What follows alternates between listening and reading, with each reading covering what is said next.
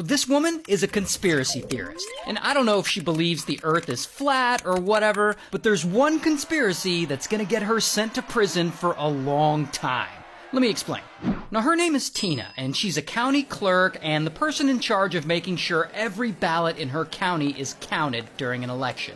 And one day, the 2020 presidential election happens, and unfortunately for Tina, her favorite candidate doesn't win. So, because she's a conspiracy theorist, she starts thinking the election was rigged, and she's convinced it's some kind of deep state conspiracy. So, instead of reporting her suspicions to the county attorney, Tina comes up with a shady plan to break into the voting machines in her county in order to prove her conspiracy. However, she can't just go in and access these machines alone. There are all sorts of checks and balances in place, and someone else with the passwords has to be there in person for it to work. Now, there is an IT consultant who got dragged into this scheme, and we'll just call him IT Guy. And he has access to the machines, but we'll get back to IT Guy. So anyway, Tina really wants to get into these voting machines. And one day, she gets a hold of IT Guy's security badge. And she gives that badge to another dude.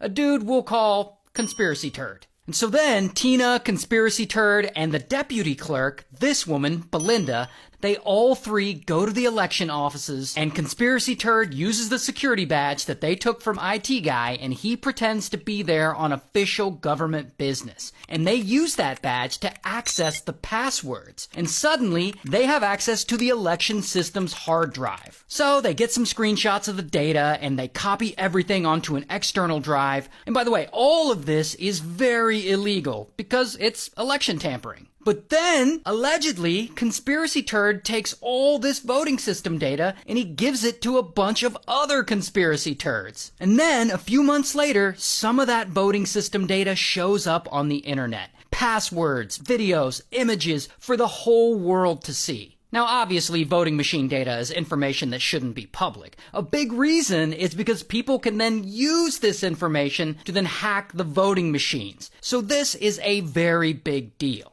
And this sensitive information is now on the internet, and pretty quickly someone alerts the Secretary of State of Colorado. So then the next day, boom, the district attorney's team goes to Tina's office to investigate, and they of course find signs of a security breach. And then, bam, the Secretary of State suspends Tina's position as county clerk. Meanwhile, the deputy clerk, Belinda, she's also suspended and barred from going into the office. But Belinda sneaks back in to print some documents or something, and boom, she gets caught and arrested. Here's her mugshot. So now, Tina and Belinda are officially barred from supervising any elections because they knowingly took voting machine data and gave it to a bunch of conspiracy theorists. But here's where the story gets out of control. A few months later, Belinda goes to trial, and Tina shows up to support her. And while Tina's sitting in court, she pulls out her iPad, and she starts recording. You can see her with the iPad here, there she is, and there's the iPad. Now, you're not allowed to video record a court proceeding, especially when they specifically tell you not to. So some people spot her recording, and she gets caught and charged with contempt. And the judge issues a search warrant for that iPad. Then, the next day, Tina goes to a local bagel shop, and the police show up with a search warrant for that iPad. And Tina, she is just not going to cooperate. So, they handcuff her, and she is not happy. Ma'am, let go of me. You let go of me.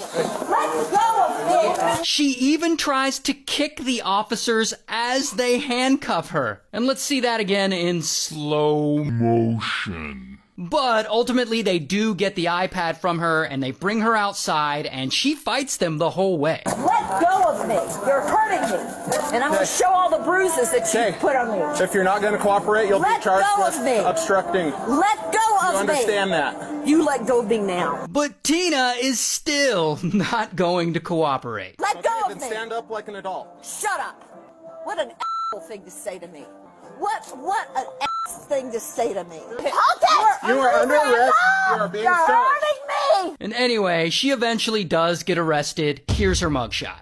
Now, after she's arrested and this video goes viral, other conspiracy theorists who also think the presidential election was stolen, they hear about this and they get so mad they call 911 in Tina's county to express their outrage. I want to talk to whoever the hell put those handcuffs on that nice woman. I saw it on the television. I can't believe it. I'm a Colorado resident and I'm furious. And it's not just one angry 911 call. It's so many calls that it jams the 911 lines. What they did to Tina Peters today was outrageous.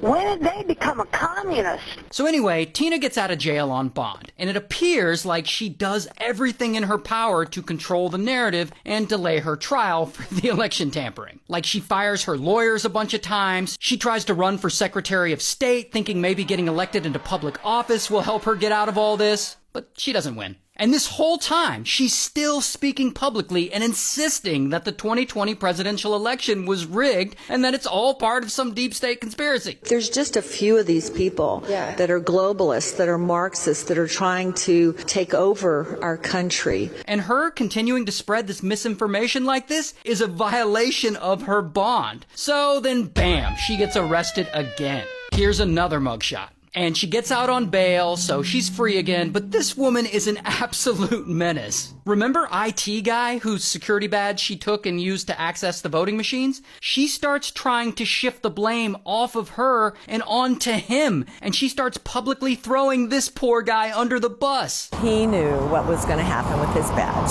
Yes. So then police, they go and raid IT guy's family's house, and they confiscate all of his family's phones and a bunch of their electronics, and they end up getting a bunch of hate mail from random people, and then months later the FBI raids his house a second time and they take the rest of their electronics. Tina is just out of control for blaming that guy. Is anyone gonna stop her?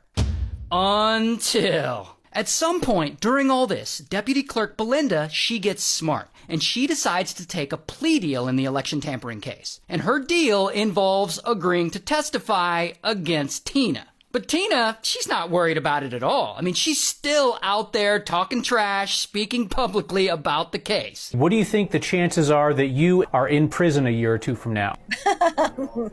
Well, I'll tell you, if I thought I was going to prison, I would probably be on the beach somewhere. So then, after 3 years of court delays, the election tampering case finally goes to trial. And of course, Tina can't help herself. She's got to speak up in court. And she argues that she shouldn't be sent to prison for election tampering because one of the reasons she gives is that she thinks she shouldn't be sent to prison because the prison beds aren't up to her standard. I have health problems that would not be treatable in the Department of Corrections. First of all, I need a magnetic mattress. But the judge, he is just not having it. And he lets her know that she is full of shit.